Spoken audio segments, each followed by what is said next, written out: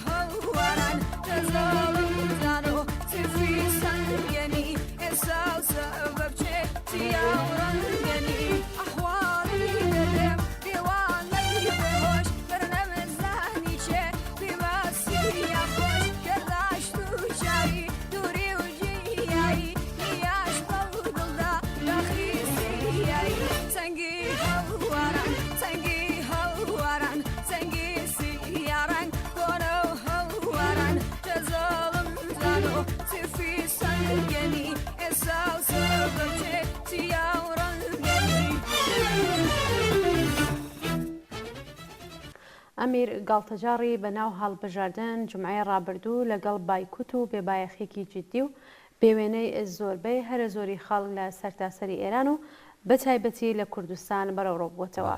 ئەم گاڵتەجاڕە بەناو هەڵبژاردنە ئەم جمعایش بەردەوامە. بەم بۆنەوە ژمارێکی زۆر نامە و پەیاممان بەدەست گەیشتووە کە بە لە بەرچاوگرتنی گرنگی بابەتەکە تێدەکۆشین تا و جێگەی مەجالمان هەبێ ڕاو بۆچوونی بینەرانمان بگوازینەوە. ئەلبەت زۆربەی ئەم پەیام و نامانە مربوطن بە هەڵبژاردننی جمعەی ڕابردوو کە بێگومان ناوەرۆکی قسە و باسەکان خولی دووهمیش دەگرێتەوە و لە ناوەرۆکدا فەرقی ئەوتۆیان نییە. با لێرەوە دەست پێ بکەین کە ئەم ڕاستیە یانێ بایکوتی بەرچاوی بەناو هەڵبژاردن نەک هەر لە راپۆرتە میدیایەکاندا بەڵکو لە ئامارە دەستکاری کراوەکانی کۆماری ئیسلامی ئێرانیشدا دەردەکەوێت. خودی کۆماری ئیسلامی ڕێژەی بەشداریکردنی خەڵکی ئەگەر دەنگە پوچەکانی لێ دەرپێن بە نزیکەی 40% ڕاگەیاندووە کە لە چاو هەموو هەڵبژاردنەکانی پێشوو دابەزینێکی بەرچاو نیشان دەدات. واتای ئەم ئامارەوەیە کە بایکوتی ئەو بەناو هەڵبژاردنە ئەوەندە بەربڵاو بووە کە تەنانەت لێهاتووی و تەڕدەستیە باوەکانی کۆماری ئیسلامی لە ساختارەکەیدا نەیتوانیە لەوە زیاتر دەستکاری بکات، ئەگینا ئابڕوچوونێکی دیکەی لێ دەکەوتەوە. ئێستا بەپێی سناریۆی لە پێشدا داڕێژرا و هەڵبژاردنەکان کەوتۆتە خولی دووهم کە واتە ئەمڕۆ هەینی 15 خاکەلێەوە ئەم شانۆیە کۆتایی پێدێت و ئەوەی کە خامنەی و سوپای پاسداران لەسەری ڕێکەوتون و مهندسیان کردووە بە ناو سەرۆکۆمار سەر لە سندوقەکانی دەنگدان دەردەهێنێ و لە سبەینەوە ئەو ڕۆژەی ئیتر دەرگا لەسەر هەمان پاشنەی پێشوو دەسوڕێتەوە. بەڵێ بێگومان وایە هەروەک گوڵناستۆ باست کرد بایکۆتی شانۆی هەڵبژاردن لە ئاستی سەرتاسەریشداوە لەوانە لە شارێکی گەورەی وەکو تاران سەرکەوتنێکی گەورەی بەدەستێنەوە. کۆمەڵانی خەڵکی ئێران لەم کردە سەرتاسەریەدا توانیان هەنگاوێکی گەورە بە ئاراستەی تێپەڕبوون لە نظامی گەندەڵ و سەرڕۆی کۆماری ئیسلامی هەڵبگرن. هەموو بەڵگەکان ئاماژە بۆ دەکەن کە ئەم سەرکەوتنە لە قۆناغی دووهەمی ئەم گاڵتەجارەدا کە ئەمڕۆ بەڕێوە دەچێت و دیسانەوە چەند کاتژمێرێک درێژە دەکرێتەوە درەوشاوەتر خۆی نیشان دەدات. بەڵام سەرڕای هەمووی ئەمانە ئەوەی کە ڕۆژی هەینی ڕابردوو هەشتی پوشپڕ لە ئێران و بە تایبەتی لە کوردستان ڕوویدا دوور لە چاوەڕوانی نەبوو. کەمترین میزانی بەشداریکردن لەم گاڵتەجارەدا لە کوردستان بوو. با تۆزە باسی ئەوە بکەین خەڵکی کوردستان کە هەر لە سەرەتاوە نان بە ڕفراندۆمی کۆماری ئیسلامی وتبوو خەڵکێکی کە بە خۆڕاگری قارەمانانی خۆیان وڵامی لەشکەرکێشی ئەم دەسەڵاتە سەرکوتگەرەیان بۆ سەر کوردستاندا بووە، خەڵکێکی کە لە ماوەی 45 ساڵ دەسەڵاتی کۆماری ئیسلامیدا ئەم خۆڕاگریەی لە فۆرم و شێوازی جۆراوجۆر و لە بزوتنەوە بەرینە جەماوەریەکان و لەوانە لە چەندین مانگرتنی سیاسیدا درێژە پێداوە و ڕژیمیان تووشی شۆک کردووە، جەماوەرێکی کە لە هەر دەرفەتێک کەڵکیان وەرگرتووە بۆ ئەوەی نامۆبوونی ئەم دەسەڵاتە لەگەڵ مەسلحەت و بەرژەوەندیەکانی ئەمڕۆ و سبەینەی خۆیان نیشان بدەن. ڕۆژی هەینی ڕابردوو ئەمڕۆژ دیمەنێکی شکۆداری دیکان لە هەمان خەبات و خۆڕاگری لێبڕاوانە نیشاندا. بەڵێ ئەمێ لەم گاڵتەجارانەدا سەر لە نوێ دەرفەتێکی دیکە هاتە ئاراوە تا لە هاودەنگی و یەکگرتوویە کە گەلێک جار خەڵکی کوردستان ئەزمونیان کردووە بە ئاشکرا ڕایبگەێنن کە ئەم دەسەڵاتە بە نامۆ دەزانن لەگەڵ خۆیان. جێی خۆیەتی هەل لێرەوە ئەم هەنگاوە گەورەیە بە خەڵکی کوردستان و سەرجەم ئەو هەڵسوڕاوانە پیرۆزبایی بڵێن کە بە هەوڵ و تێکەوشانی خۆیان ڕێگەی ئەم سەرکەوتنیان خۆش کرد. کارنامەی ئەم دەسەڵاتە لە کوردستان پڕە لە جنایەت و سەپاندنی بێمافی و پێشێلکردنی خەون و ئاواتەکانیان بۆ بەهرەمەندبوون لە ژیانێکی ئینسانی. بێگومان جەماوەرێک کە بە زیندان و ئەشکەنجە و ئێعدام وەڵامی داخوازیە سەرەتاییەکانیان دراوەتەوە، خەڵکێکە بە درێژایی تەمەنی دەسەڵاتی کۆماری ئیسلامی بەردەوام بۆ پاساوکردنی درێژەی ئەو بێمافیانە وەکو ناوچە بێبەشەکان پێناسە کراون، خەڵکێکە سێبەری بێکاری و هەژاری و زیانە کۆمەڵایەتەکان باڵی بەسەر ژیانیاندا کێشاوە، خەڵکێکە ناچارن ڕووکەنە کۆڵبەری ئەم کارە سەخت و تاقەت بڕووکێنە و لە پێناو بەدەستێنانی پاروەنانێکدا گیانی خۆیان دەخەنە مەترسیەوە. ئەو خەڵکەیە کە بۆ دۆزینەوەی کار ناچارن کۆچ بکەن و سەختی و دژواریەکانی دووربوون لە بنەماڵەکانیان تەحەمڵ دەکەن. ڕۆژی هەینی ڕابردوو و هەروەها ئەمڕۆژ لە هاودەنگی و یەکگرتوویەکی بەهێزدا بە بایکوتی شانۆی هەڵبەژاردن نیشانیاندا کە هەروەها لەسەر خەبات و خۆڕاگری خۆیان لە پێناو دەستەبەرکردنی مافە سروشتیەکانیان بەردەوامن و هەر جارە و هەنگاوێکی گەورەتر بەرەو پێش هەڵدەگرن. بەڵێ ئەوەی کە لە بەڕێوەچوونی شانۆگەری هەڵبژاردن لە کوردستان ڕوئەدات درێژەی شۆڕشی ژینا بوو لە فۆرمێکی تردا. هەروواکە جەژنەکانی نەورۆز لەسەری ساڵوا بوو. ئەوان بە بایکۆتی بەربڵاوی ئەو هەڵبژاردنانە نیشانیاندا کە لە خوێنی گیانبەختکردوانی سەردەمی شۆڕشی ژن ژیان ئازادی خۆش نەبوون و خۆشی ژنابن. ئەم خەڵکە لە کردەیەکی هاو ئاهەنگدا نیشانیاندا کە کوردستان بەردەوام وەک سەنگەری شۆڕشی ئێران دەمێنێتەوە. ئاشکرایە کە هێشتا تا سەرکەوتنی کۆتایی ڕێگایەکی دوور و درێژ لە پێشدایەوە هاودەنگی ڕۆژی هەینی دەری خستکە خەڵک خۆی بۆ نەبەردە چارەنووسسازەکانی داهاتوو ئامادە دەکات. ئەگەر ئەوەی کە ڕۆژی هەینی ڕابردوو و ئەم ڕۆژ لە چوارچێوەی بزوتنەوە ناڕزایەتیەکانی بە تایبەت چەند ساڵی ڕابردوودا بگونجێنین، بێگومان دەتوانێت ڕێگە خۆشکەر بێت بۆ بزوتنەوەی گەورەتر لە داهاتوودا و چرۆی هیوا بە داهاتوویەکی گەشت دەپشکوێنێت. داهاتوویەکی کە دەبێت بە دەستی هەر ئەو جەماوەرە قوربانیەی دەستی کۆماری ئیسلامی بنیات بنرێت. جێگەی خۆیەتی هەر لێرەوە دەستخۆشی لە خەڵکی شۆڕشکێڕی کوردستان و هەموو ئەوانەی وە بە بایکۆتی بەناو هەڵبژاردن پەیامێکی ڕۆن و ئاشکرایان بە هەموو جیهان گەیان بکەین. ناوبڕێ ببینین دێنەوە خزمەتە.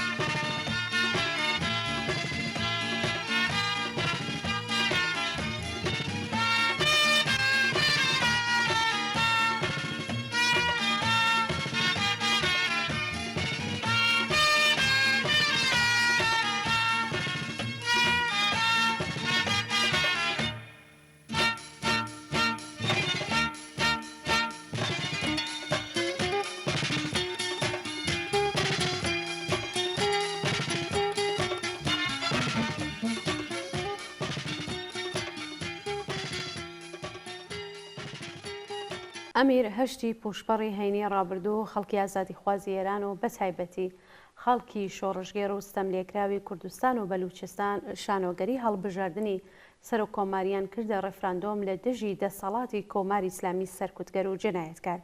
بە پێی ئامارانەی کە تا ئێستا لەبەردەستن نزیکەی بە 70% خەڵکی ئێران لەو شانۆگەریدا بەشداریان نەکردو و بایکوتیان کرد، جارێکی تر بە بەرچاوی هەموو خەڵکی جیهانەوە نیشانیاندا کە ئەو ڕژیمەیان ناوێت و بە هەموو شێوازێک خەبات دەکەن بۆ لە گۆڕنانی بۆ ناو زبڵدانی مێژوو. ئەم ڕاستیە ئەمڕۆژ لە خۆلی دووهەمی ئەم شانۆگەریە بە بەربڵاوتر و دوو پاتکراوەتەوە. بەشداری نەکردنی ئاگاهانی خەڵکی خەباتکار و ئازادی خوازی ئێران لەم شانۆگەریەدا جارێکی تر ئەوەی بۆ هەمووان ئیسپات کرد کە تاقمی شکست خواردووی ئیسلاح تەڵاب هیچ فەرقێکیان نییە لەگەڵ جەریانی بەناو ئوسوڵگەرە، هەردووکیان تێدەکۆشن بۆ لەسەر کارهێشتنەوەی زیاتری نظامی کۆماری ئیسلامی و شەریک بوون لە دزی و سەرکوت و سێدارە و جنایەت. بەڵێ بێگومان ئەم شانۆگەریە ببێتە دەرسێکی عیبرەت بۆ هەموو ئەو لایەن و حیزب و کەسانەی لە ناوەوە و لە دەرەوە کە بە جۆرێک پاڵیان بەو ڕژیمەوە داوە و دیفاعیان لێ دەکەن و دۆستایەتی لەگەڵ دەکەن. دەبێ بزانن پاڵیان بە دیواری ڕووخاوە داوە. دەبێ بزانن کۆمەڵگەی ئێران لە حاڵی ئاڵوگۆڕدایەوە گومان لەوەدانە کە خەڵکی تێکۆشەر و ئازادی خوازی ئێران ئەم نیزامە سەرکوتگەرە و گەندەڵە دەڕوخێن.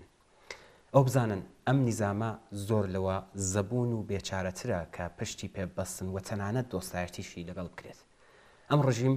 ئەم ڕژیمە تەنیا بەهێزی سەرکوت و جەهل و فری و خۆی ڕاگرتووە کە ئەویش لە توولی عمری نەنگینیدا بۆ هەموو کەس سابت بووەوە ئیتر وەکو جاران بۆی ناچێتە سەر. شانۆگەری 8 و 15 پوشپەڕ نیشانیدا کە خەڵکی خەباتکار و ئازادی خوازی ئێران چەند تووڕە و متەنەفرن لە کۆماری ئیسلامی سێدارە. لە هەموو دەرفەتێک کەڵک وەردەگرێت ئامادەگی خۆی نیشان ئەدات بۆ خەبات لە دژی ئەم نیزامە زاڵم و ستەمکارە و تا لە گۆڕنانیشی واز ناهێنێت.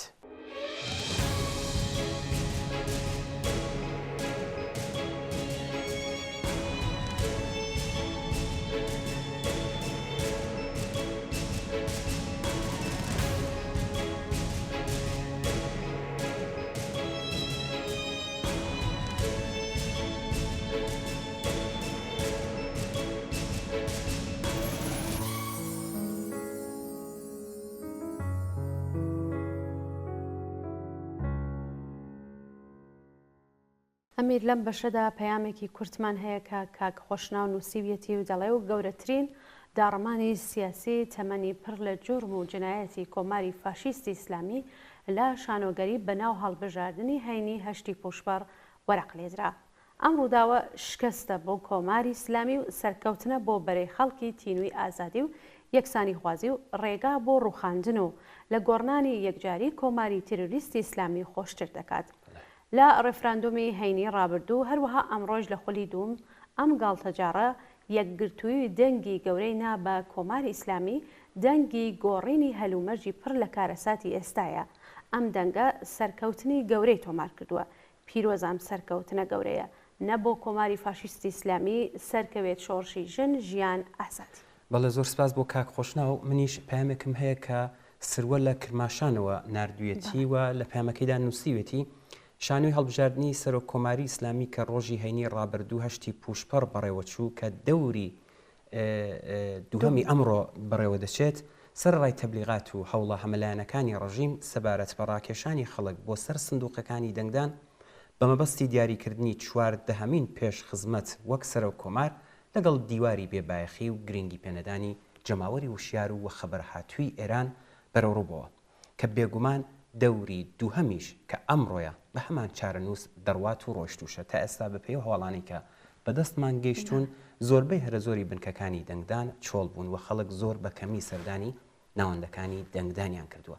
لە سەروبەندی دەوری ئەوڵی ئەم شانۆگەریە ینی جومعەی ڕابردوو لە هەشتی پوشپەڕ ڕۆژی بەڕێوەچوونی ئەم شانۆی هەڵبژاردنە ژمارێکی زۆر لە بنەماڵەی دادخوازان دایکانی شۆڕشی ژینا لە شارە جۆراوجۆرەکانی کوردستان زیندانیانی سیاسی هەڵسوڕاوانی کرێکاری مەدەنی و سیاسی لە شارە جۆراوجۆرەکانی ئێران و تەنانەت دەرەوەی وڵات شۆڕای هەماهەنگی ڕێکخراوە فەرەنگیەکان ئەنجومەنی سنفی خوێندکاران سەندیکای کرێکاران و شۆڕای ڕێخستنی کرێکارانی ناڕازی پیشەسازی نەوت و گاز لە زیاتر لە 115 شرکەت شانۆی هەڵبژاردننی سەرۆک کۆماری ڕژیمیان بایکۆت کرد و داوایان لە جەماوەری خەباتکار و ئازادی خواست کرد کە لە ماڵەکانیاندا بمێننەوە و ئەم گاڵتە جاری هەڵبژاردنە بایکۆت بکەن و نەچنە سەر سندوقەکانی دەنگدان. بەڵێ ئەمیر دەستکەوتەکانی ئام ڕوبەڕووبوونەوە لە درێژەی خەباتی شۆڕژگێڕانە و ڕزگاری خوازانەی کۆمەڵانی خەڵکیێراندا بەکاردەهێنرێت.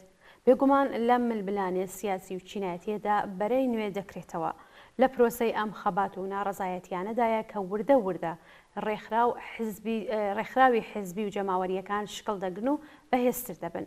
ڕێبەرانی جێگەی متمانە و باوەڕپێکرا و دەردەکەون. ئالترناتیڤێکی شۆڕژگێڕانە پێک دێت و تەکلیفی کۆماری ئیسلامی و حکوومەتی دوای ئەو ڕژیمەی ژوون دەبێتەوە. پێویستە هێزە چەپ و ڕادیکاڵەکان ئەرکەکانی خۆیان لەسەر پێداویستیەکانی ئەم پرۆسە چاوەڕوان کراوە دیاری بکەن. بەڵێ گوڵناس هەروەک لە سەرەتادا باسکرا چەند پامی کورد لەبارەی شانۆی هەڵبژاردن بەدەستمان گەیشتووە کە ئێستا دوو پاممان خوێندەوە. فەرزادیش لەستنەوە نامی بۆ نردوونی نووسیوێتی لە هەڵبژاردننی سەرۆک کۆماری 1403دا حکوومەت هەوڵیدا بەهێنانی یەکێک لە کاندیدا ڕفۆرمخوازەکان بۆ نێو گەمەی هەڵبژاردن بەربگرێت لە دووبارەبوونەوەی نەتیجەی هەڵبژاردننی ساڵی 1400 کە ڕێژەی بەشداری نەکردن لە مێژووی هەڵبژاردنەکانی سەرۆک کۆماری ئێراندا شکێنرا. ئێستا ڕوونە کە نەک هەرداهێنانی نوێی حکوومەتی ئێران ڕێژەی بەشداری نەکردنی هاوڵاتیانی زۆر نەکرد بەبێ لە بەرچاوگرتنی هەر ئەنجامێک کە لە قۆناغی دووەمدا بەدەست بهێنێت بەڵکو هەڵبژاردننی هەشتی پوشپەڕی 1403 بە شێوەیەکی بەرچاو تۆماری بەشداری نەکردنی لە هەڵبژاردنەکاندا شکاند. بە قسەی فارس وەچنی عەلی ماندێوە حەوزش.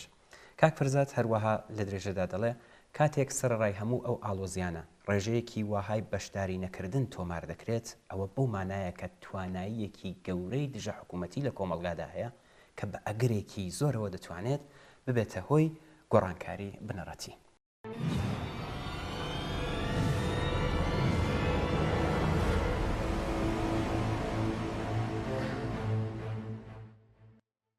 کاک یاسین لە بانەوە نووسیوێتی بە شێوەیەکی زۆر ڕوون هەر شەش کاندیدەکان ئەو کات و ئێستا لە خولی دووهەمدا سەعیدی و جەلیلی پشگیری لە پلانی گەشەپێدانی واتە تەوسەعە حوتم دەکەن و هەموو ئەو مشتومڕانە واتە جەدال لەسەر چۆنیەتی جێبەجێکردنیەتی. ناوەڕۆکی ئەم پلانە جێیباس و مشتومڕ نییە. پلانی حوتەم وەک هەموو پلانەکانی پێشووی استراتیژی گەشەپێدان لەسەر بنەمای تاڵان و کۆکردنەوەی سەروەتی کۆمەلگا لە دەست حکوومەت بۆ خەرجکردنی ئەو سیاسەتە لە پێناو درێژەی دەسەڵاتیدایە نە لە پێناو دابینکردنی ژیانی خەڵک. لە لایەکی ترەوە لێدوانەکانی بربژێرەکان دەریان خستکە سیستمەکە نەخۆشە. هەر هەنگاوێک ڕوبەڕووی خۆراگریەکی دیکە دەبێتەوە. هەر جۆرە چارەسەریەک وەک موسەکن ڕوبەڕووی ڕاپەڕینێکی بەرفراوانتر دەبێتەوە. بەڵام شۆڕای نیگابان ئەو کەسانەی هەڵبژاردووە کە لە باری نەئاساییدا لەگەڵ سوپای پاسداران و بۆرۆکراسی سەرکردایەتی کۆماری ئیسلامیدا لە سەرکوتی بێسنوور هاودەنگن. هەر لەبەر ئەم هۆکارە ئەوانەی وا بیر دەکەنەوە کە دانەوێت دوو جۆزدەردانی دیکە لەگەڵ پزیشکیان تێپەڕکەن وەهمی بێئاکامیان هەیە و خەباتی خەڵکی وەگیان هاتوویان بەکەم سیر کردووە. بە نەتیجەی خولی ئەوەڵ دەبێ ئەم وەهمە لەواندا کەس کرد بێت کە بەشی زۆری خەڵکی ئێران کۆماری ئیسلامی بە نامۆ لەگەڵ بیست و ئاوات و ئارەزوەکانیان دەزانن. بەڵێ ئەمیر کاگیاسین هەروەها دەڵێ لە هەلومەرجێکدا کە چاڵان کەڵەکەبوونی نێۆلیبرال دەستی بەسەر هەموو جیهاندا گرتووە، بانکی جیهانی بۆ دەوڵەتەکان نوسخە ئەپێچێت و سندۆقی نێودەوڵەتی پارەواتە پوڵ هەموو وڵاتان کۆنترۆل دەکات. ڕفۆرم ناتوانێت بارودۆخی ژیان باشتر بکات و حەقدە زۆر بکات. نە پزیشکیان توانایی ئەم کارەی هەیە، نە تێکنۆتراکتێکی وەکو جەلیلی. ئەم پێکهاتە لە قەیرانێکی بەردەوامدا توش بووە، ناتوانێت پاشەکشێ بکات نە لە دەسەڵاتی پۆلیسی خۆی و نە لە ئابووری تاڵانبازەکەی. بۆیە هەر یەکە لەو کەسانە بێ گوێدانە لێدوانەکانیان پەیوەستن بەو دامەزرانەوە کە بوونیان مەرجدارە بە تاڵانکردن و سەرکوتکردن. پزیشکیان بە واتە کارگوزاران و جەلیلیش پایداری چیەکان بەسراوەتەوە. هەر لەبەر ئەم هۆکارە پێکهاتی شانۆی هەڵبژاردن بە ئامانجی نوێژینکردنەوە بووە و بۆ حکومڕانیەکی ئاساییتر و تاڵانکردنێکی زۆرتر. ئەوە حەقیقەتێکی ئاشکرایە، بۆیە خەڵک بە وشیاریەوە ناچنە ناو ئەو گەمەیە. بەڵێ کوبراش لە مەهابەتەوە هەر لەسەر ئەم بابەتە نامێکی بۆ نردوونی نووسیەتی خولی چواردەهەمی هەڵبژاردننی سەرۆکایەتی کۆماری ئیسلامی لە ڕووی ڕێژەی بەشداری نەکردنی خەڵکەوە ڕێکۆردێکی مێژووی بۆ کۆماری ئیسلامی تۆمار کرد. بەپێی ئامارە فەرمیەکان زیاتر لە 60% دەنگدەران مافی دەنگدان لە ناوی ئێراندا بەشداریان نەکردووە. هەڵبژاردننی سەرۆکایەتی ئەم دوایە لە کاتێکدا ئەنجامدرا کە کەمتر لە 2 ساڵ بەسەر دەستپەیەکی ناڕزایەتیە سەرتاسەریەکان بە ناوی ژنجیان ئازادی تێدەپەڕێت وە ئەو گرانی و هەڵاوسان و هەروەها زیادبوونی گوشارە سیاسی و کۆمەڵایەتی و کولتوری بۆتە هۆی زیادبوونی ناڕزایەتی خەڵک. هەروە ئاستی بەشداری خەڵک لە هەڵبژاردنەکانی پارلەمانی مانگی ڕەشەمەی ساڵی 1402دا تۆمارێکی دیکەی لە بواری بەشداری نەکردن بۆ کۆماری ئیسلامی تۆمار کرد. لەو هەڵبژاردنەدا ڕێژەی بەشداری خەڵک لە سەرانسەری ئێراندا بە 41% و لە تاران بە 24% ڕاگەیاندرا. بەڵام راپۆرتی ڕۆژنامەنووسان و چالاکانی میدیایی بیانی لە زۆربەی بنکەکانی دەنگدان کە بە چۆڵی ماوەتەوە ئاماژەی بەوە کرد کە بڕی مەزەندەکردنەکان واتە بەراوردەکان جیاوازێکی بەرچاویان لەگەڵ ئامارە فەرمیەکان هەیە.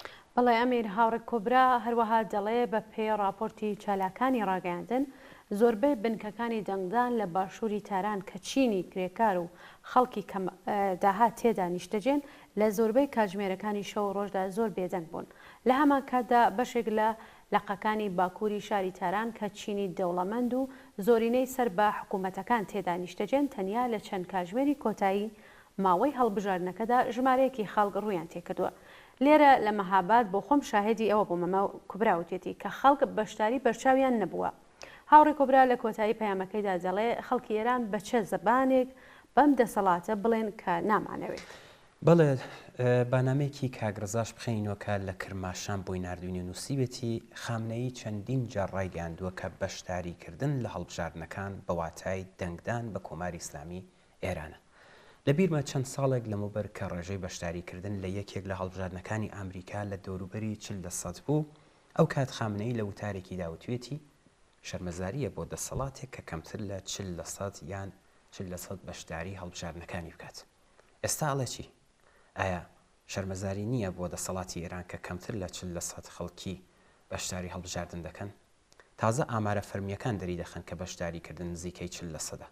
بەڵام زۆر کەس بە حەق متمانیان بە ئاماری فەرمی حکوومەت لە هەڵبژاردنەکاندا نییە و ژمارەی بەشداربووان بە تەنانەت کەمتر لە 30% دەزانن، چونکە درۆکردن لەلایەن بەرپرسانەوە درۆیەکی باو سیستماتیکە لە کۆماری ئیسلامیدا. کاگرزا لە درێژەدا نووسیوێتی فەرز بکەین کە ژمارەی بەشداربووانی ئەم هەڵبژاردنە هەمان ژمارەی ڕاگەاندراو بێت. بەڕوونی مانای ئەوەیە کە خەڵکی ئێران بۆ جاری سێهەم بەڕوونی دەڵێن نەخێر، جگە لە 2 هەڵبژاردننی سەرۆکایەتی 1400 و مەجلیسی 1403 بە سیستمی کۆماری ئیسلامی و ویلایەتی فەقیە و حکمڕانی ئاینی. هەڵبژاردننی پزیشکیان یان جەلیلی کە لەژێر دەسەڵاتی بێسنووری دەسەڵاتی وەلی فەقیهیدان گرەی کاری داخراوی کۆماری ئیسلامی ناکاتەوە. پێویستە بەبیری ڕفۆرمخواز یان ناڕفۆرمخوازەکان بخەینەوە کە زۆرینەی خەڵکی ئێران بڕیاری خۆیان سەبارەت بە تێپەڕاندنی کۆماری ئیسلامی و دامەزراندنی نظامێکی نوێ لەسەر بنەمای دموکراسی و سێکۆلاریسمداوە. بەڵای ئەمیر کاک عیرفان لە سەقزەوە نووسیویەتی بە بڕوای من ئەوەی وا جەرکەوت لەم بەناو هەڵبژاردنانەدا ئێران لە تەواوی مێژووی دوای مەشروتیەت گەورەترین هاودەنگی بێسازمان و بێڕێبەری بووە لە ئێران.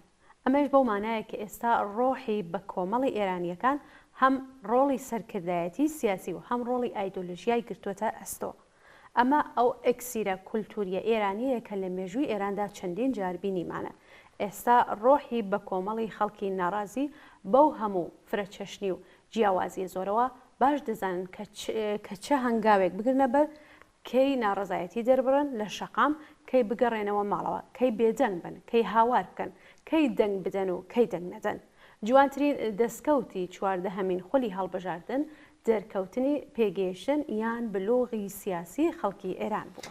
بەڵێ کاک پشکۆش لە ورمێوە نووسیوێتی لە کاتێکدا خامنەی بە ئامانجی کوردکردنەوەی زمانی دەم دوژمنان داوای زۆرترین بەشداری کرد، خەڵکی ئێران بە کەمتر لە 40% بەشداریکردن وڵامیاندایەوە.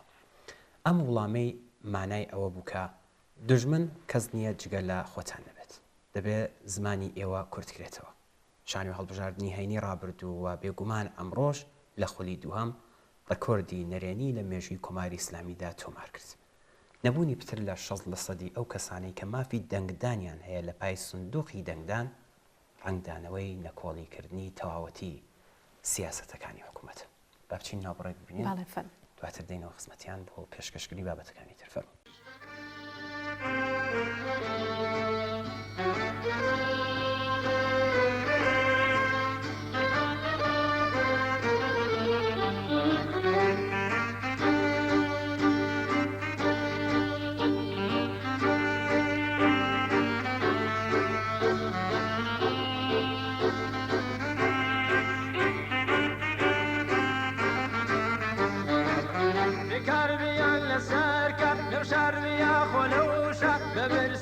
بتيري بالنتيجة ببرسيان بتيري بالنتيجة يقرتو إلا بيبي أتاهز الزيادة يقرتو إلا بيبي أتاهز الزيادة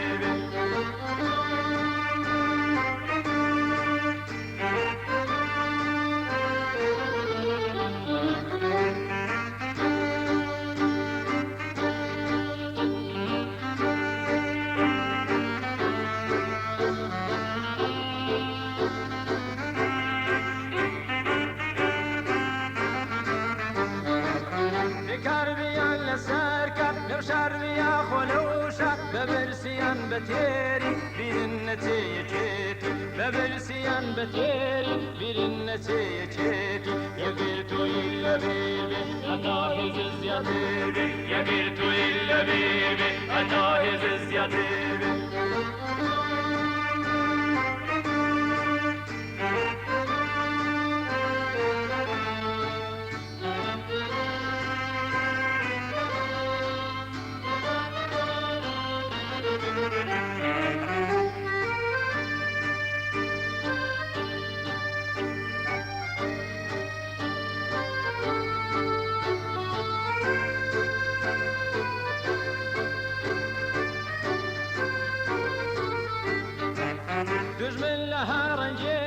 وتفرق الدكوشة سنتا إما بلاوبي أو داتواني سروار بي سنتا إما بلاوبي أو داتواني سروار بي يقرتو إلا بيبي أتاهز الزيادر بي يقرتو إلا بيبي أتاهز الزيادر بي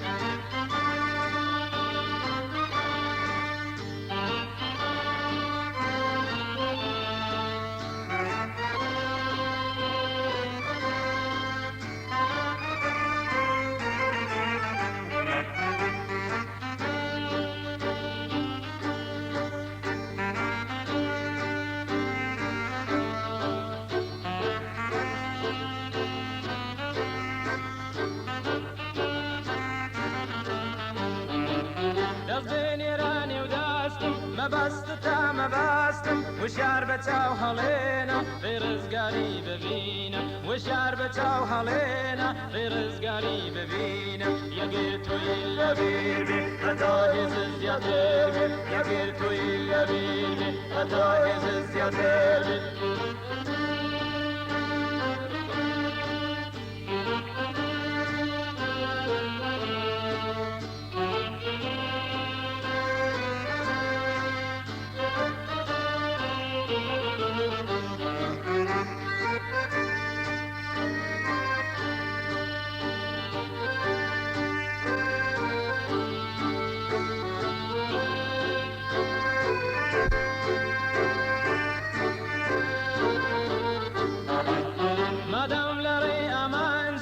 توش وتوش محتاجي ليش غيرك من زور قورة جروجور كينم دورة ليش غيرك من زور قورة جروجور كينم دورة يا قلتو إلا بيبي أتاهز الزيادة يا قلتو إلا بيبي أتاهز الزيادة گوڵناز لەم بەشەدا لە پامێکی کووردا کە هاوڕێ سورەیە بۆی نردوین و نووسیوێتی دەیخوێنینەوە دەڵێ پزیشکیان دەڵێت هەر لاوێکی ئێرانی مافی خۆیەتی پێش ئێدامکرانی دیدارێکی بنەماڵەکەی خۆی بکاتەوە و لە کاتی ئێدامکرانیشیدا کێلێکی شیاوی خۆی لەسەر گڵکۆکەی هەبێت.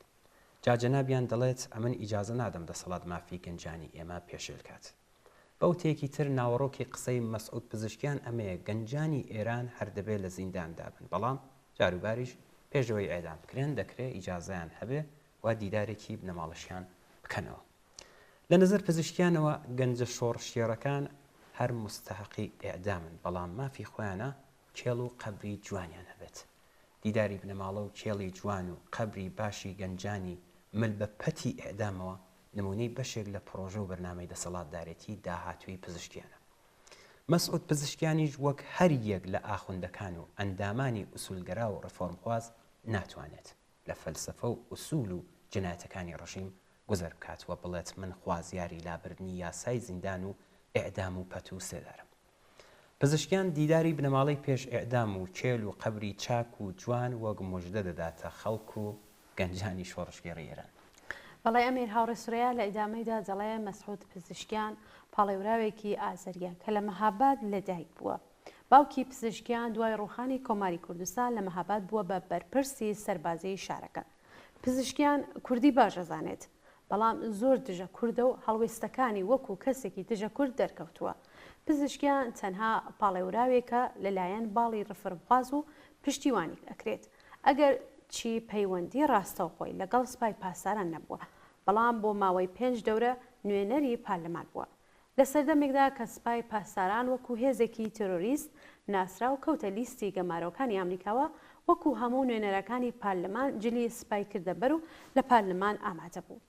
ساڵی 2022 لە کاتی وتادانێکی لە زانکۆی تاران لە وەڵامی خوێندکارێکدا کە ڕەخنەی گرت بوو بۆچی جلی سپات لەبەرکردەوەتی ئێستاش جلی سپا لەبەر ئەەکەم ئەگەر سپا نەبوایە ئەم وڵاتە دابەش ئەبوو و وڵات نەدەما.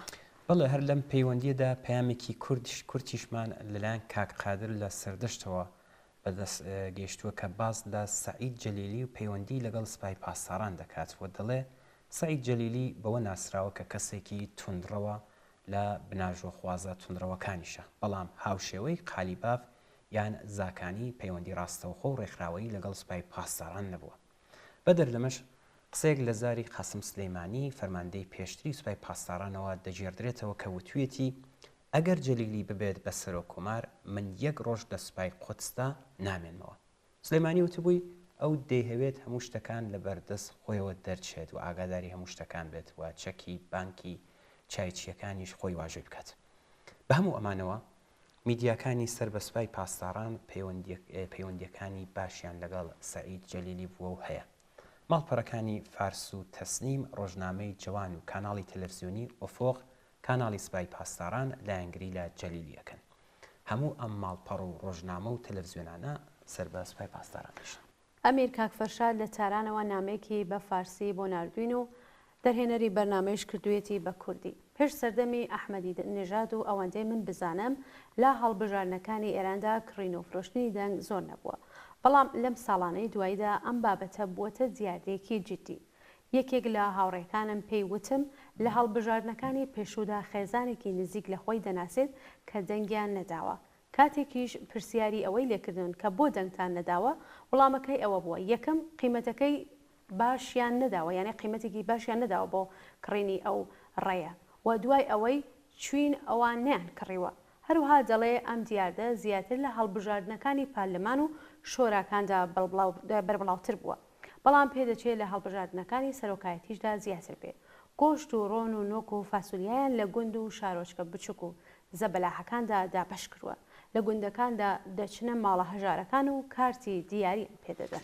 بڵێ کاک فەرشاد لە درێژەی نامەکەیدا نووسیوێتی لەوانەیە پێتان وابێت کە ئەم ڕیاکارانە کاریگەرنی نەخێر کاریگەریەکی زۆریان هەیە هەم لەسەر ئاستی بەشداریکردن. یانی کەم لە هەڵبژاردننی بێمانادا دەنگێک دەبێتە کارتی دیاری یان دوو بتڵنەوەت. لە وڵاتانی دیموکراسیدا کڕین و فرۆشتنی دەنگ تاوانە و کەوتۆتە ژێر یاسای دەستکاریکردن و ساختەکاری لە هەڵبژاردنەکاندا. بەڵام لێرە لە ئێران لەژێر دەسەڵاتی سەر تاپا گەندەڵی کۆماری ئیسلامی نابێت کڕین و فرۆشتنی دەنگ نامۆ بێت. ئەمڕۆ ڕژیم سەرکەوتنی خۆی لە بەڕێوەبردننی ئەم بەناو هەڵبژارنە لەوەدا دەبینێت کە بتوانێت ئەو پرۆسەیە بەهێمنی و بەبێ سەرێشە تێپەڕ بکات. ئەگینا خەمی شکەڵگرتنی ڕێزی دوور و درێژی لە بەردەم سندوقەکانی دەنگداندا نییە. سپاییەکان، بەسیجیەکان، ئەرتەش، بەشێک لە دەست و پەیوەندەکانی سەربەم دام و دەستگاکانی ڕژیم و بنەماڵەکانیان بەردەوام بۆ ڕێخستنی نمایشێکی لانی کەمی بەردەستن و ئەمجارە هەرەوەندە بەسە بۆیان و لەگەڵ کێشەی دەنگی من کوواش بەرەو ڕوو نابنەوە. گومان لەوەدا نییە کە دوا بە دوای ئەم شانۆی هەڵبژاردنە و لە درێژەی شۆڕشی ژن ژیان ئازادیدا خەبات و ناڕەزایەتیەکانی جەماوەر لە کوردستان و لە سەرانسەری ئێران لە دژێ ڕژیم ئاستوڕە هەندێکی بەربڵاوتر لەخۆ دەگرێت. بەرەی نوێی خەباتی سیاسی و چینایەتی دەکرێتەوە لە جەرگەی پەرەسەندنی خەبات و ناڕەزایەتیەکی لەو چەشنەدایە کە هەنگاو بە هەنگاو بەدیلی شۆڕژگێڕانە شکڵ دەگرێت. ئەمڕەوتە چاوەڕوانکراوە لە هەمان کاتدا ئەرکی هێزە چەپ و ڕادیکاڵەکانی کۆمەڵگاش دیاری دەکات، بەڵام تا ئەو جێگایەی کە پەیوەندی بە خەڵکی کوردستانەوە هەیە، هەروەک چۆن 45 ساڵ لەمەوبەر ڕێفراندۆمی فریوکارانەی حکوومەتی ئیسلامی نەیەک وشە زۆر و نەیەک وشە کەمیان یەکپارچە بایکۆت کرد و ساڵەکانی دواتریش لە زۆر گۆڕەپانی تردا دووپاتیان کردەوە، ئەمڕۆ بە شێوەیەکی لێبراوانەتر لە ڕابردوو هیچ گرنگی و بایەخێک بەم شانۆی هەڵبژاردنە نادەن. ئەمجارەش بە نەچوون بۆ سەر سندوقەکانی دەنگدان و بایکۆتکردنی بەربڵاو جارێکی تر نایەکی لێبراوانە بەم ڕژیمی کوشتار و جەنایەتە، بەم ڕژیمی هۆکار و سەبەبکاری هەژاری و برسیەتی و بێکاریە، بەم ڕژیمە پەرەپێدەریال و دەبوون بە مادە هۆشبەرەکان و لەشفرۆشی و بەم ڕژیمە دز و گەندەڵ و تاڵان چییە دەڵێن؟ ئێمە داوا لە کۆمەڵانی خەڵکی تێکۆشەر و مافخوازی کوردستان دەکەین کە ئەمجارەش بە نەچوون بۆ سەر سندوقەکانی دەنگدان بایکۆتی بە تەواوەتی شانۆی هەڵبژاردنەکانی ڕژیم بکەنە دیمەنێکی شکۆداری تری بزوتنەوەی شۆڕژگێڕانەی خەڵکی کوردستان. ئەمیر هەرچەند هێشتا نامە و گزارشی ترمان ماوە، بەڵام با جاری بچینە سەر باسێکی تر. دوا بە دوای بڵاوبوونەوەی گوشار بۆ سەر هێزە سیاسیەکانی ڕۆژهەڵاتی نیشتەجێ لە هەرێمی کوردستان، ژمارێکی زۆر لە هێز و ناوەندی مەدەنی و سیاسی، هەروەها ژمارەیەکی بەرچاو لە ڕووناکبیران و چالاکوانانی سیاسی لە هەرێمی کوردستان و هەروەها لە دەرەوەی وڵات بە ڕاگەیاندنی بەیاننامەی جیاواز دژی ئەم گوشارانە هەڵوێستیان وەرگرت و خوازیاری کۆتایی هێنا بەم گوشارانە بوون کە هیچ پاساوێکی لە پشت نییە. هەروەها لەم ڕاگەیاندنانەدا لەسەر پاراستنی ئازادی هەڵسوڕانی سیاسی جەخت کراوەتەوە. لە بەرنامەی پێشوودا ئێمە چەند ڕاگەیاندنمان جارێکی تر باگاداری گوێگرانی بەرنامەکەمان گەیان و لەم بەرنامە بەشێک لە چەند ڕاگەیاندنی تر باگاداری بینەرانمان دەگەێنی. بڵێ بانگەوازی پشتگیری لە هێزە سیاسیەکان و چالاکانی خۆراگری ڕۆژهەڵاتی کوردستان نیشتەجێ لە باشووری وڵات یەکێک لەو ڕاگەیاندانەیە کە لە تۆڕە کۆمەڵاتیەکانیشدا بڵاوبووەوە. ئەم بانگەوازە تا ئێستا لەلایەن 22 کەسکە دکتور، کەسایەتی سیاسی، چالاکوانی سیاسی، مامۆستای زانکۆ، ڕۆژنامەوان، نووسەر و میدیاکار لەخۆ دەگرێت و هاتووە لە ڕاگەیاندنەدا. ئەمڕۆکە پتر لە ڕابردوو چاوەڕوانی کارەساتی دڵتەزێن لە ئاست گەلەکەمان دەکرێت. شمشێری دامۆکلێس ئاراستەی هێزەکانی ڕۆژهەڵات کراوە وەک گوشار و گەمارۆ لە سەریان پێدەنێتە قۆناغێکی مەترسیدار. ئەم هێز و ڕێکخراوانە و بەتایبەت ئەندامان و بنەماڵەکانیان پتر لە هەموو کات پێویستیان بە پشتگیری هەمەلایەنەی دڵسۆزانی کورد و ئازادی خوازانە لە دەرەوە و لە نێوخۆی وڵات. ڕژیمی دژی گەلی ئیسلامی ئێران بۆ داسەپاندنی دەسەڵاتی دەستڕێژی کارانەی زیاتر لە عێراق و باشووری کوردستان و هەروەها قەرەبووکردنەوەی شکستە نێوخۆیی و دەرەکیەکانی خۆی پەنای بردوۆتە بەر هێرش و هەڕەشە بۆ سەر حیزب و ڕێکخراوەکانی ڕۆژهەڵاتی نیشتەجێ لە باشووری کوردستان. دیارە ئەم هێزانە بۆ ڕێزگرتن لە یاسا و بەرژەوەندیەکانی حکوومەتی هەرێمی کوردستان خۆیان لە هەر چەشنە تێکەڵچوون و گرژیەکی چەکدارانە دژ بە ڕژیمی ئێران پاراستووە. لە بەشێکی تری ئەم بانگەوازەدا هاتووە لێرەدا وەکو ئەرکی نیشتمانی و نەتەوەیی داوا لە حکوومەتی هەرێم بەگشتی و پارتی دموکراتی کوردستان و یەکێتی نیشتمانی کوردستان بەتایبەت دەکەین کە ڕێگا بە جێبەجێبوونی پیلانی ژەهراوی دژ بە کوردی ڕژیمی ئێران نەدەن و بەرهەڵست و ئاستەنگی لە هەمبەر ژیانی هێمنانەی هێزەکانی ڕۆژهەڵاتدا پێک نهێنن. مێژووی نەتەوەکەمان هەوراز و لێژی زۆری تۆمار کردووە کە دەبنە وانەی بەرەکانی داهاتوو هەروەکو شانازی بە دەستکەوتەکانەوە دەکرێت هەڵەکانیش لە بیر ناچنەوە.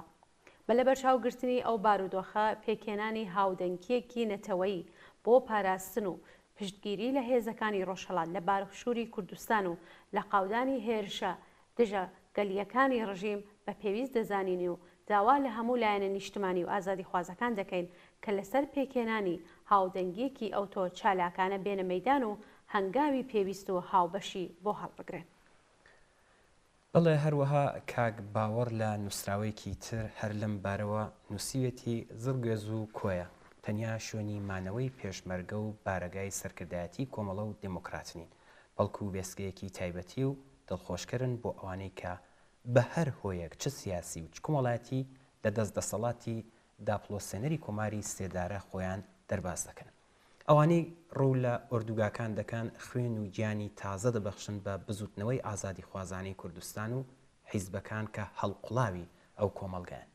هەروەها لە بەشێکی تری ئەم نووسراوەدا هاتووە 30 ساڵ زیاترە ئەو دوو حیزبە ڕویان لە باشوور کردووەوە لەو شوێنانەی ئێستا نیشتەجێن. ئەگەر ئەو دەرفەتە نەبوایە بێگومان چارەنووسی کۆمەڵە و دموکراتیش وەکو زۆر یەک لە حیزبە سەرتاسەریەکان دەبوو. هەرچەند زۆر جار بە ئاسانی ڕۆڵی ئوردوگاکان بە هیچ دەژمێردرێت بەڵام پرسیار ئەوەیە ئەی ئەگەر وایە بۆشی ڕژیمی فاشیستی ئیسلامی لە دەرفەتێک دەگەڕێت تاکو ئاسەواری بارەگای ئەو حیزبانە نەمێنێت. بەڵێ کاک باوەڕ لە بەشێکی تری نووسراوەکەیدا دەڵێ لە دوای سەرهەڵدانی شۆڕشی ژینە هەوڵەکانی ڕژیم چڕتر بووەتەوە و بە هەموو ئامرازێک کە لە بەردەستێتی بۆ داخستنی ئوردوگاکان تێدەکۆشێت و بۆ ئەم مەبەستە هەنگاو هەڵدەگرێت. بێجگە لەم گوشارانە تێکۆشاوە و تێدەکۆشێ بە ناردنی تیمە تروریستیەکانی هەرێمی کوردستان لە چالاکوانانی سیاسی و هێزە سیاسیەکان نائەمن بکات. دیارە ملکەچبوون بەو بڕیارە یانێ مەرگی زوڕەس و خۆخواز. ئێستا کاتی بڕیارە، کاتی دۆزینەوەی جێگرەوەیەکی باشترە، ئاڵتەرناتیڤێکی کەم زەرەر. هیچ بژاردەیەک بە ئاسانی نایەتە دەست، بەڵام دەکرێت پێکەوە و بە پشتیوانی یەکتر هەنگاوی بۆ هەڵبگرین. کاتی ئەوە هاتووە کە ڕوو لە تاک بە تاکی خەڵکی کوردستان بکەین و شکست بە سناریۆی ڕژیم بۆ کز و لاوازکردنی هاوچارەنووسی و مێژووی هاوبەشی ئەم خەڵکە بێنین.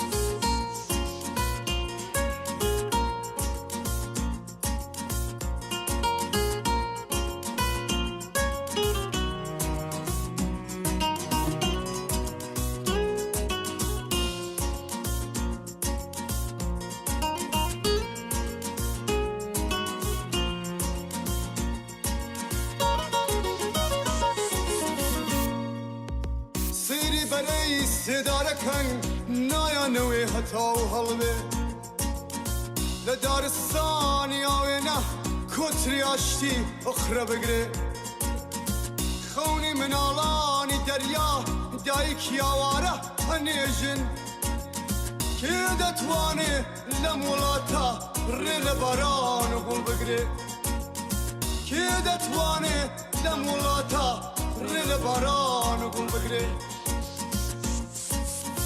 دەفەنگی دەستی تۆ لان کەو لایە لایەی بۆ دەخوێنی تا نیشتمان لە باوشتا هەتا کازی وە دەبنوێ هەنگەکانت دەڕووبارن لە خاکی جا سرو دەڵێن تا خاکی سووری نیشتمان لەم پاییزە گوڵ بگرێ تا خاکی سووری نیشتمان لەم پاییزە گوڵ بگرێ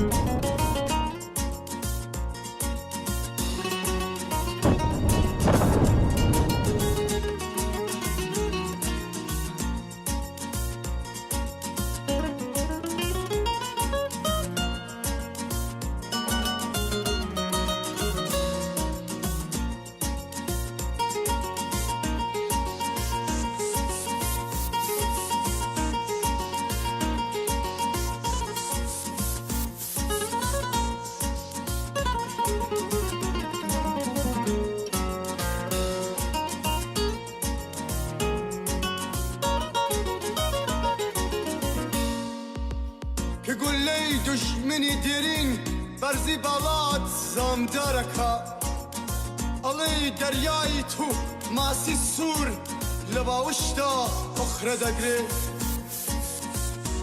طالی قجی خامد گزنگی خور شوگارن تو شوربیت ملدزانه شوربی بپی و دمره تو شوربیت ملدزانه شوربی بپی و دمره خونکانت بالا دکن رگی لفاوی مرگ گرن تا تو بوی تو پپوله به روحی آزادی نامره تا تو بوی تو پپوله به روحی آزادی نامره تا تو بوی تو پپوله به روحی آزادی نامره تا تو بوی تو پپوله به روحی آزادی نامره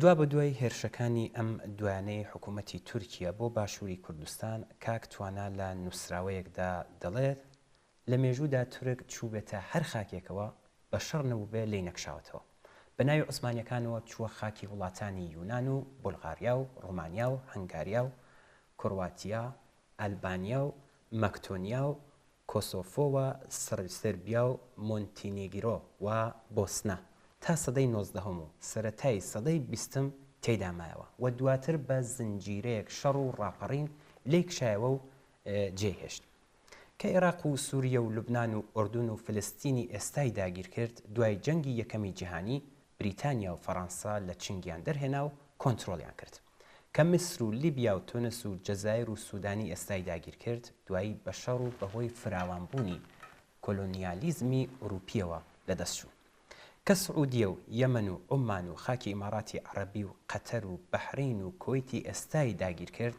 بە شەڕ لێی کشایەوە ئەم تورکیا نوێی ئێستاش کە لە ساڵی 1974ەوە هێرشی کردە سەر قۆبرس و بەشی باکووری دوورگەکەی داگیر کرد تا ئێستا لێی نەکشاوەتەوە کە لە 2016ەوە بە ئۆپەراسیۆنی سەربازی لەشکرکەشی کردە سەر وڵاتی سووریە و بەشێک لە ڕۆژاوای کوردستانی داگیر کرد تا ئێستا لێی نەکشاوەتەوە کە لە 1983ەوە بە 7,000 سەربازەوە 5 کیلومتر هاتە ناو خاکی عێراق باشووری کوردستانەوە و لە 1996ەوە یەکەم بارەگای سەربازی ئاشکرای خۆی لە شارەدەی بامەڕەنی لە پارێزگای دهۆک لە هەرێمی کوردستان دروست کرد نەک تا ئێستا نەکشاوەتەوە بەڵکو ڕۆژ بەڕۆژ بارەگای سەربازی زیاتر دروست دەکات ڕێگای نێوان سەربازگاکان چێ دەکات گوندنشینەکان ئاوارە دەکات ئێستا لە دهۆک لە ناوچەکانی بابیرێ و کانی بلافێ بامەڕەنی بازگەی داناوە و داوای ناسنامە لە هاوڵاتیانی مەدەنی دەکات بە 300 ئۆتۆمۆبیلی سەربازیەوە شەوان بە ئاشکرا بە ناوچەکانی کێستە و چەلکێدا دەخولێتەوە بۆسە دادەنێ کانی کوێر دەکاتەوە داردەبڕێتەوە ژینگە ئەشێوێنێ هەر تۆپخانە و درۆن و فڕۆکەکانی لە ئاسمانەوە هێرش ناکەن ئەم هەفتەیە لە زەویشەوە سەربازەکانی ماڵ بە ماڵ گوندەکان دەپشکن و جێخۆش دەکەن و جێخۆش بکات بۆ پیلانەکانی دوایی ئەم پیلانە هەرچی بێ دووکەڵی دەچێتە چاوی خەڵک لە ناوچەکە بێگومان دژایەتی لەگەڵ ئەم داگیرکاری ئاشکرایە ئەرکی دەست بەجێمانە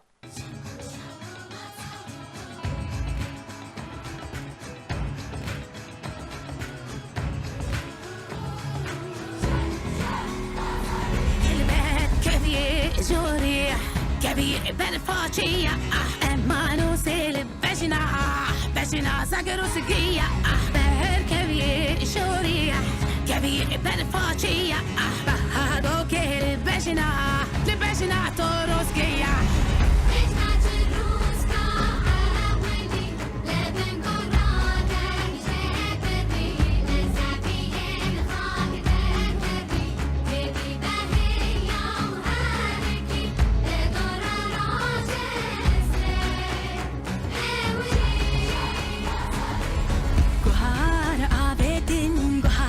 بندو بني بيتان رخت گران گره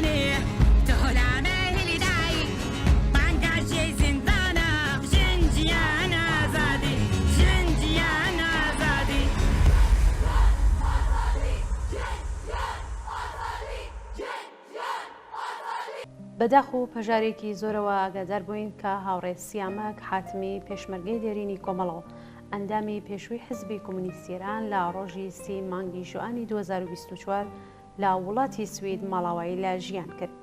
هاوڕێ سیامەکی حاتمی کە لە نێو ڕێزەکانی کۆمەڵەدا بە سیامەک قەڵەخانی ناسرا بوو لە ساڵی 1362 هەتاویدا بە ڕێزەکانی کۆمەڵا پەیوەست بوو. بەڵێ سەرەتا لە گوردانی داڵاهۆ و دواتریش لە گوردانی شاهۆ وەک پێشمەرگەیەکی لێهاتوو دڵسۆز و جێگەی متمانەی چالاکی نوات. لەم ماوەیەدا هاوڕێ سیامەک بە فیداکاری و لێهاتووی کەمبێنەوە جێگایەکی تایبەتی لە نێو هاوڕیانیدا پەیدا کرد وە بوو بە خۆشەویستی کۆمەڵانی خەڵکی بە تایبەت ناوچەکانی کامێران سنە و ژاوڕ. هاوڕێ سیامەک دواتر ڕووی لە دەرەوەی وڵات کردووە لە وڵاتی سوئێت نیشتەجێ بوو. لە دەرەوەی وڵاتیش وەک تێکۆشەرێکی سیاسی و وەفادار بە ڕێبازی کۆمەڵە لە زۆربەی بۆنە و چالاکیە سیاسیەکانی شوێنی ژیانی بەشداری دەکرد. ئێمەش بمبوونەوە لە تەلەڤیزیۆنی کۆمەڵەوە لەلایەن خۆمان و هەموو ڕیزەکانی کۆمەڵە و حیزبی کۆمونیستی ئیرانەوە هاوخەمی خۆمان لەگەڵ بنەماڵەی بەڕێزی هاوڕێ سیامەک ڕادەگەێنین و خۆمان باش شەریکی خەمیان دەزانین. یاد و بیرەوەریەکانی هاوڕێ سیامەک لەبیر ناچنەوە خەبات و تێکۆشانی جێگەی ڕێز و پێزانی.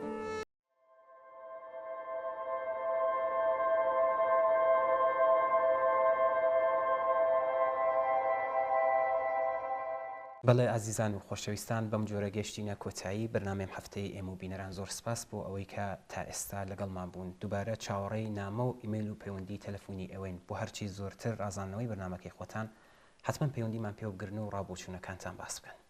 ماڵەوە. ماڵەوە.